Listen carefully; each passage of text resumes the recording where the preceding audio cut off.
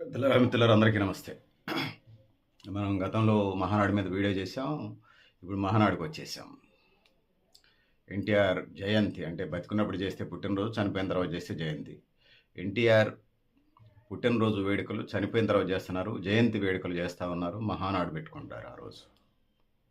So NTR పేరు చెప్తే 82, 83 దశకంలో ఓట్లు ఆ రేంజ్లో రాలే. కాంగ్రెస్ పరిపాలన అట్లుండేది ఆ రోజులలో. సరే ఇప్పుడంటే అప్డేట్ అయిందిలే కానీ ఆ రోజుల్లో అంత నీచ నికృష్ట పరిపాలన ఉండేది ప్రజల పట్ల. అదొక అడ్మినిస్ట్రేషన్ అని అనలేం. వీళ్ళకంటే రాచరిక పరిపాలనలే బాగుంటాయి అన్నట్టుగా ఉండేది. సో ఈ క్రమంలో ఎన్టీఆర్ సర్దార్ పాపారాయుడు సినిమా తీస్తున్నప్పుడు నాబోటి పెద్ద మనిషి, నాబోటి సమాజ అవగాహన కలిగినటువంటి వ్యక్తి, సమాజం ప్రేక్షకులు ప్రజలు మీకు చాలా ఇచ్చారు, మీరు ప్రజలకు గమనిస్తారు అప్పుడు ఎన్టీఆర్ బుర్రలో నుంచి వచ్చిందే తెలుగుదేశం పార్టీ. భారతదేశం పెడదాం అనుకున్నారు, ముందు తెలుగుదేశం పెట్టేశాడు. సో ఆ విధంగా ఎన్టీఆర్ తనదైనటువంటి అవనికలో తెలంగాణ ఉమ్మడి ఆంధ్రప్రదేశ్కే కాకుండా, అంటే ఎన్టీఆర్ ఉన్నప్పుడు ఉమ్మడి ఆంధ్రప్రదేశ్గానే కాకుండా యావత్ భారతదేశానికి ఎన్డీఏ కూటమి, నాన్ కాంగ్రెస్ కూటమికి కన్వీనర్గా కూడా పనిచేశాడు. వాజ్పేయి, అద్వానీ, ఆ రోజు ఉన్నటువంటి అఖిలేష్ యాదవ్ నాన్నగారు, ములాయం సింగ్ యాదవ్, వీళ్ళందరితో మహా ఉద్దండు నాయకులతోని, దేవీలాల్ డిప్యూటీ సీఎం చేశాడు. వీళ్ళందరితోని మంచి అవినాభావ సంబంధాలు ఉండే. ఆ విధంగా రాష్ట్ర రాజకీయాలే కాకుండా దేశ రాజకీయాల్లో కూడా తనదైనటువంటి యవనికని, తనదైన ప్రస్థానాన్ని ఎన్టీఆర్ ప్రదర్శించాడు. తమిళనాడులో కేజీ ₹2 బియ్యం ఇస్తుంటే ఇక్కడ అమలు చేశారు. తినడానికి తిండి అనే దానికి వచ్చినప్పుడు రేషన్ బియ్యం, తమిళనాడులో రేషన్ బియ్యం ₹2 ఇస్తుంటే ఇక్కడ ₹2 పెట్టే ప్రయత్నం చేశారు. ఉండటానికి ఇల్లు అంటే ఇల్లు పెట్టే కార్యక్రమం చేశారు. అదేవిధంగా కట్టుకోవడానికి బట్టంటే ఆ రోజుల్లో జనతా వస్త్రాలు ఇచ్చారు. ఒక దశలో ఒక కంపెనీకి సంబంధించిన డ్రెస్సులే బంద్ అయినాయి ఈ జనతా వస్త్రాలు ఇచ్చినప్పుడు.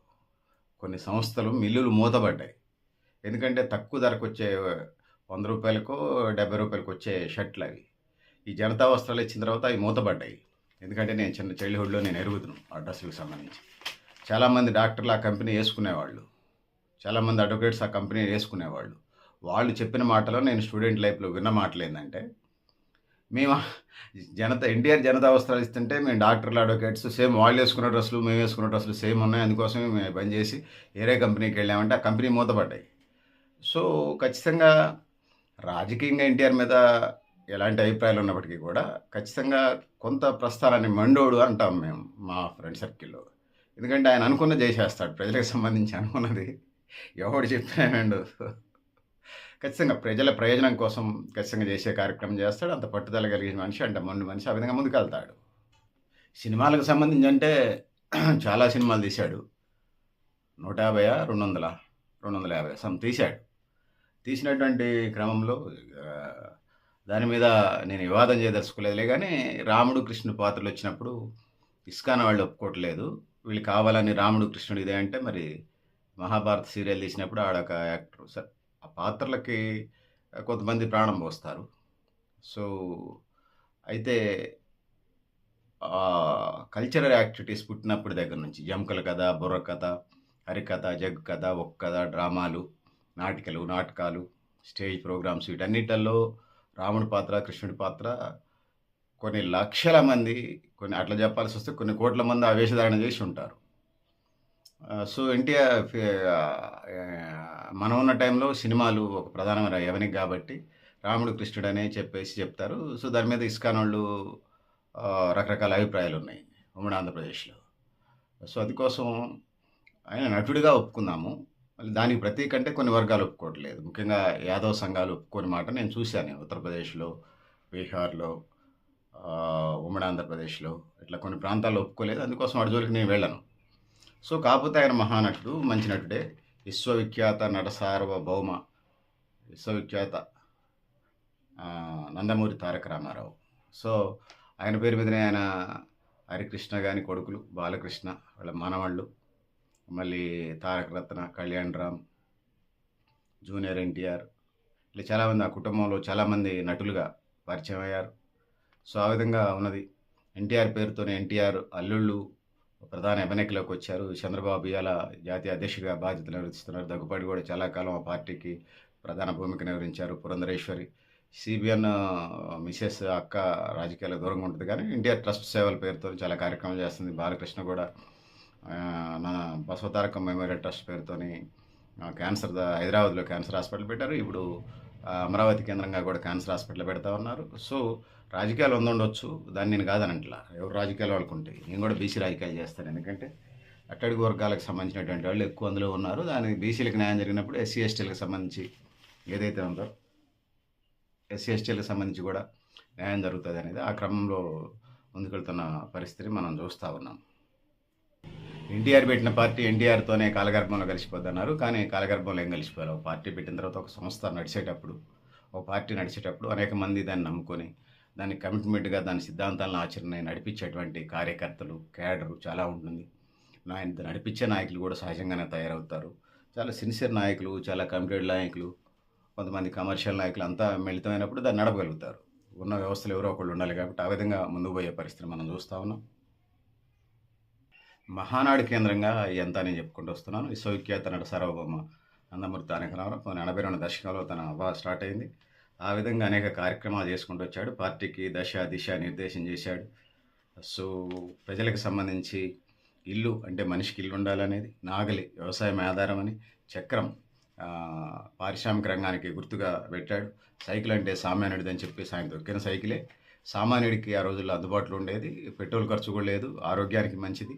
ఆ విధంగా సైకిల్ గుర్తు ఉన్నదనేది తెలియజేసుకుంటున్నాను. సహజంగా 26, 27, 28 తేదీల్లో జరుగుతూ ఉండేది ఎన్టీఆర్ జయంతి వేడుకల పేరుతో మహానాడు. ఈసారి ఒక రోజు తగ్గించారు. 27, 28 చేస్తున్నారు. 27 ఒక 20 తీర్మానాలు ఏదో పెట్టినట్టుంది. మొత్తం 27, 28కి సంబంధించి 20 తీర్మానాల్లో ఒక 10 ఆంధ్రప్రదేశ్కి, ఒక 4 తెలంగాణకి, 14 ఒక అండమాన్ నికోబార్ దీవుల అండమాన్ నికోబార్ కాదు, ఒక కేంద్రపాలిత ప్రాంతం ఏదో ఇతర యూనిట్కి సంబంధించినటువంటి ప్రతిపాదన ఒకటి, ఉమ్మడి యావత్ పార్టీకి సంబంధించినటువంటి అజెండా, అది అభివృద్ధి సంక్షేమానికి సంబంధించింది, భవిష్యత్తు కార్యాచరణ, విజన్కి సంబంధించినటువంటి అంశాలు ఉన్నాయి. అవి కూడా చెప్పే ప్రయత్నం చేస్తాను చివరిలో కార్యక్రమం ఈ వీడియోలో. ఈ మహానాడుకు సంబంధించి వ్యవసాయం, సాగునీటి ప్రాజెక్టులు, మహిళలు, బీసీలు, ఎస్సీలు, ఎస్టీలు, యువత, ఉద్యోగాలు, పరిశ్రమలు, రాష్ట్రం హక్కులు, ఇట్లా ప్రతి అంశం మీద చర్చించి తీర్మానాలు ఇప్పటికీ సిద్ధం చేశారు. వాటిని పెడతారు. మహానాడు వేదిక పార్టీ వర్కింగ్ ప్రెసిడెంట్ అన్నీ తానే నడపడానికి లోకేష్ అన్న సిద్ధంగా ఉన్నాడు. సో ఆ విధంగా మనం ముందుకు పోతా ఉన్నాం.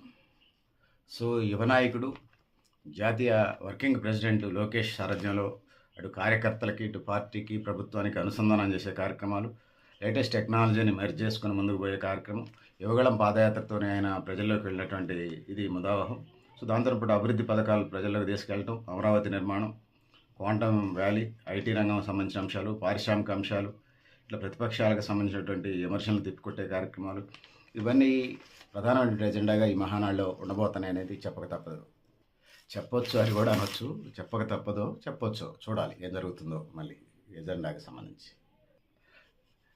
సిబిఎన్తో వచ్చిన గోల్ ఏంటంటే ఆయన పరిపాలన మీద ఆయన సర్వే చేయించుకుంటాడు. ఎట్లుందో ఆయనకు మార్కులు వేయించుకుంటాడు. దాన్ని మళ్ళీ ఆయనే రివ్యూ చేసుకుంటాడు. ఆయన లోపం ఉన్నా మళ్ళీ దాన్ని ఎవరికి మీద పెడతాడు. మళ్ళీ ఇంకా నేను బాగా పనిచేయాలనుకుంటాడు. సో ఇదే కార్యక్రమం ఉంటుంది. సో ఏం గుండెరా ఆయన. చంద్రబాబు లేటెస్ట్ టెక్నాలజీని క్యాడర్ కూడా అందించడంలో ట్యాబ్లు, కంప్యూటర్లు ఇవ్వటం ఆయనే సరిసాటి. మహారాష్ట్ర అంటే ఆంధ్రప్రదేశ్, తెలంగాణ రాష్ట్రాలకి పరిమితమయ్యేది కాదు. వర్చువల్ విధానంపై ఎప్పుడైతే అమల్లోకి వచ్చిందో, అంటే ఆన్లైన్ ఏదో లైవ్ కూడా పెడతా ఉన్నారు లేటెస్ట్ టెక్నాలజీకి సంబంధించి. ఎండలు బాగున్నాయి. ఫేస్బుక్ లాంటి, యూట్యూబ్ లాంటి వాటి లైవ్లు పెడతా ఉన్నారు. దాంతో పాటు అమెరికా, యూరప్, గల్ఫ్ దేశాల్లో ఉన్నటువంటి ఎన్ఆర్ఐలకు కూడా అంటే లైవ్ పెట్టినప్పుడు ఆ ఛానల్స్ ద్వారా లింకులు పంపిస్తే చూడవచ్చు. అయిన తర్వాత కూడా ఇప్పుడు ఉన్నటువంటి ఆధునిక సాంకేతిక పరిజ్ఞానాలకు సంబంధించి ఉపయోగం జరుగుతుంది. సో ఆ విధంగా ఉన్నది. సో కోవిడ్ కారణంగా ఆన్లైన్లో చేశారు అప్పుడు 2021, 20 ఆ ప్రాంతాల్లో. సో 2వ ఏడాది కూడా అట్లనే ఆన్లైన్లోనే చేశారు. అంటే పార్టీ అవసరాలు ఇచ్చారు. 2 తెలుగు రాష్ట్రాల్లో కనీసం 10 నుంచి 12,000 వాహనాలు మహానాడుకు వస్తాయి అనేది ఒక అంచనా. ఇందుకు ఇంధన వ్యయం దాదాపు 6,000 కోట్ల దాకా ఉంటుందని, మహానాడు 3 రోజుల నిర్వహణకు 6 నుంచి 7,000 కోట్ల దాకా ఖర్చు వస్తుందని, మహానాడు ఆన్లైన్ నిర్వహించడం ద్వారా 13,000 కోట్ల దాకా, ఆన్లైన్లో చేయటం వల్ల 13,000 కోట్ల ఆదా అవుతుందట. పొదుపు కార్యక్రమాల్లో ఉన్నారు కాబట్టి ఎన్డీఏ కూటమిలో భాగస్వామి. తెలుగుదేశం కూడా ఆ వైపుగా ఆలోచన చేస్తూ కార్యాచరణ చేస్తూ ఉంది. తెలుగుదేశం పార్టీ వ్యవస్థాపకుడు ఎన్టీఆర్ ఆశయ సాధన కోసం ముందుకు సాగుతానికి ప్రతినిధి ఉన్నటువంటి నేపథ్యాన్ని మనం చూస్తూ ఉన్నాం. సో 3 తరాల లీడర్లు సిద్ధంగానే ఉన్నారు. ఎన్టీఆర్ తర్వాత సిబిఎన్ తర్వాత లోకేష్ తర్వాత దేవాంశ్ లాగా మనకి అనిపిస్తున్నట్టు పరిస్థితి మనం చూస్తూ ఉన్నాం. సో మే 27, 28లో ఆన్లైన్లో జరగబోయే తెలుగుదేశం పార్టీ మహానాడు నవశకానికి నాంది అని తెలుగుదేశం పార్టీ చెప్తా ఉంది. సో ఏదైతే ఉందో ఆధునిక సాంకేతిక పరిజ్ఞానాన్ని 1845 క్లస్టర్లతోనే డ్రోన్లతోనే దాన్ని కవరేజ్ ప్రోగ్రామ్ చేస్తూ ఉన్నారు. మహానాడు అంటే అది పసుపుమయం, పసుపు సైనికులు, పసుపు గుండెలు నిండిపోయింది, భావోద్వేగాలతో నిండింది. తెలుగుదేశం కుటుంబ సభ్యుల పండగ అది. ఒక్కొక్కటి ఆత్మీయ వేదికగా మహానాడు ప్రత్యక్షంగా జరగకపోయినా ప్రతి పసుపు సైనికుడు గుండెల్లో అదే ఉత్సాహం, అదే నిబద్ధత ఉంటుంది. కొంతమంది వెళ్ళగలుగుతారు, కొంతమంది వెళ్ళలేరు, టీవీల్లో వీక్షిస్తుంటారు. ఎండలు ఎక్కువ ఉన్నాయి, వృద్ధులు, పిల్లలు కొంచెం ఆన్లైన్లో పరిమితమైనట్టుగా మనకు కనిపిస్తూ ఉంది. సో ఎక్కడున్నా వాళ్ళు ఆ కార్యక్రమాలన్నీ వదిలేసి ముందుకెళ్ళే కార్యక్రమం మనం చూస్తూ ఉన్నాం. ఏదైతే ఉన్నదో ఆ విధంగా ముందుకెళ్తున్న పరిస్థితి మనం చూస్తున్నాం. సో లోకేష్ దీనికి కర్త కర్మ క్రియగా మనకి అనిపిస్తున్నది స్క్రీన్ మీద. 33వ మహానాడు వేడుకలు సంబంధించి కార్యక్రమాలు జరుగుతూ ఉన్నాయి. సో టీడీపీ స్థాపించిన 9 నెలల్లోనే అధికారంలోకి ఎన్టీఆర్ రావటం, సో ప్రపంచ చరిత్రలోనే అది ఒక మైల్ రాయి. 1985లో రెడ్డి సామాజిక వర్గం రాజకీయంగా పుంజుకునే ప్రయత్నం చేసింది. అప్పుడే కాంగ్రెస్ దన్నగా ఉన్న రెడ్డి సామాజిక వర్గం చీలికలు ఏర్పడి కొత్త పార్టీలు పుట్టుకొచ్చినాయి. అలాగా అందరూ సమైక్యంగా ఉండాలంటూ రెడ్డి నాయకులు కర్నూలులో భారీ బహిరంగ సభ పెట్టారు. 2 రోజుల పాటు జరిగిందంటే ఒక రకంగా ఒక రెడ్డి సామాజిక వర్గాన్ని కాంగ్రెస్ తన వైపు తిప్పుకునేందుకు పెద్ద ఎత్తున ప్రయత్నాలు చేసినట్టుగా మనకు కనపడతా ఉంటుంది. అన్ని వర్గాలది తెలుగుదేశం అంటేనే బీసీల పార్టీ అనేది అందుకోసమే పట్టుకొచ్చింది. సో ఇది పరిస్థితి. సో క్రమంలో ఎన్టీఆర్ పుట్టినటువంటి రోజు మే 28వ తారీఖున ఈ కార్యక్రమాన్ని చేస్తూ ఉంటారు.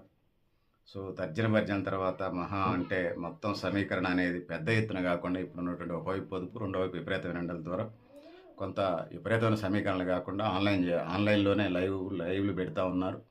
సో ఆ విధంగా జరిగే ప్రోగ్రామ్ని బ్రాడ్కాస్ట్ చేయటం అన్నేళ్ళు ఒక ఎత్తు, ఇప్పుడు ఒక ఎత్తుగా మనకు కనిపిస్తూ ఉంది. సో ఇది పరిస్థితి. ఆయన రాజకీయ ప్రస్థానం, ఎన్టీఆర్ రాజకీయ ప్రస్థానం, చంద్రబాబు రాజకీయ ప్రస్థానం, 4 దశాబ్దాలు గడిచినటువంటి సిబిఎన్ రాజకీయ భవిష్యత్తు యోధులను ఢీకొట్టి ఆయన ఎన్టీఆర్ పార్టీ పెట్టినప్పుడు ఉన్నోళ్ళు ఎప్పుడూ సమస్యలే. నేను ప్రత్యక్షంగా పరోక్షంగా ఎరుగుదురు. ఎన్టీఆర్ పార్టీ పెట్టింది నేను అనేదట చాలామంది, కొంతమంది లీడర్లు నేను చూశాను వాళ్ళతో దగ్గరగా ఉన్నప్పుడు. పార్టీ పెట్టిందే మేము అనేవాళ్ళట. ఎన్టీఆర్తో మేమున్నావు, నువ్వు ఎక్కడున్నావు అని చంద్రబాబు అనేవాళ్ళు. కానీ పార్టీ పెట్టడం, బండి అందరు కొనుక్కుంటారు, కారు అందరు కొనుక్కుంటారు, కానీ దాన్ని నడపడం అనేది చాలా ప్రధానమైంది. ఇంట్లో పెట్టుకుంటే తుక్కు పెట్టిపోద్ది. సో చంద్రబాబు ఆ చాకచక్యంగా దాన్ని నడపగలిగాడు అని చెప్పొచ్చు, నడపగలిగాడు అని చెప్పొచ్చు. ఆనాడు ఫిలిం ఇండస్ట్రీ మద్రాసు కేంద్రంగా ఉండేది. తెలుగు వాళ్ళు ఎవరిపైనా ఢిల్లీకి మద్రాసీలు అనేది ఆత్మగౌరవ నినాదంతో ఎన్టీఆర్ పెద్ద ఎత్తున తెలుగుడి ఆత్మగౌరవ నినాదంతో ఇచ్చాడు. సమాజమే దేవాలయం, ప్రజలే దేవుడు అనే నినాదంతో ముందుకు వచ్చాడు. 1941లో అప్పుడు శ్రీకాకుళం జిల్లా చీరాల్లో జరిగిన ఉప ఎన్నికలో కాంగ్రెస్ పార్టీ అభ్యర్థి ప్రతిపక్షాలు బలపరిచిన జనతా పార్టీ అభ్యర్థి సజ్జ చంద్రమౌళి విజయం సాధించారు. 1981లో అటవీ శాఖ, 1981లో విజయవాడ మున్సిపల్ కార్పొరేషన్ ఎన్నికల్లో కాంగ్రెస్ ఓడిపోయింది. విశాఖ మున్సిపల్ కార్పొరేషన్ ఎన్నికల్లో భారతీయ జనతా పార్టీ గెలిచింది. విశాఖపట్నం తొలి మేయర్గా ఎన్ఎస్ఎన్ రెడ్డి గెలిచిండు.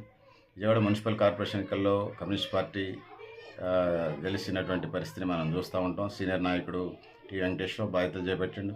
రాష్ట్రంలో ఎక్కడ ఎన్నికలు జరిగిన కాంగ్రెస్ను ఓడించడం ఒక ఎజెండాగా జరుగుతున్న క్రమం.